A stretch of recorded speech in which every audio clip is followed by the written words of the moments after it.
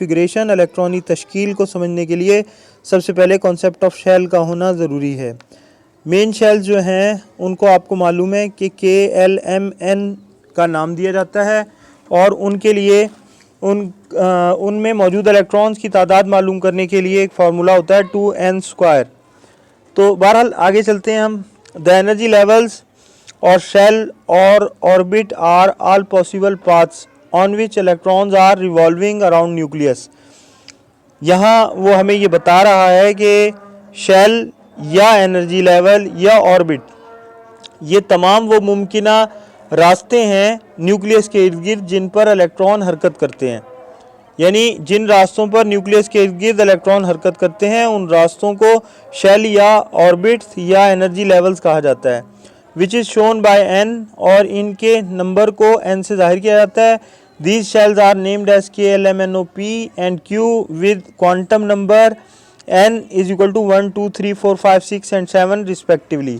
वो कहता है और इन शेल्स को, इन ऑर्बिट्स को हम जो है KLMNOP कैपिटल ABC के जो लफ्ज़ हैं उनसे ज़ाहिर करते हैं और इनके नंबर को हम 1 2 3 4 5 6 से ज़ाहिर करते हैं और इनके नंबर को क्वांटम नंबर कहा जाता है।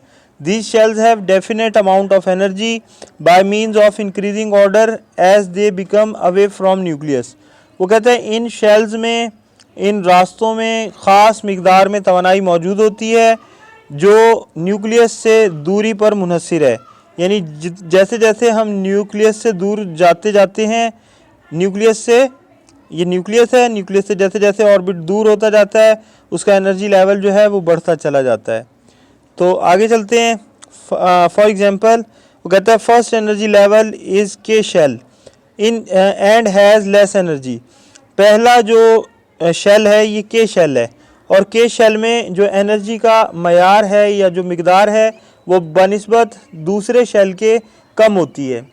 2 में इससे ज़रा ज़्यादा, 3 में उससे ज़्यादा, और इस तरह से जैसे जैसे न्यूक्लियस से दूर जाते हैं एनर्जी लेवल जो है वो बढ़ता चला जाता है।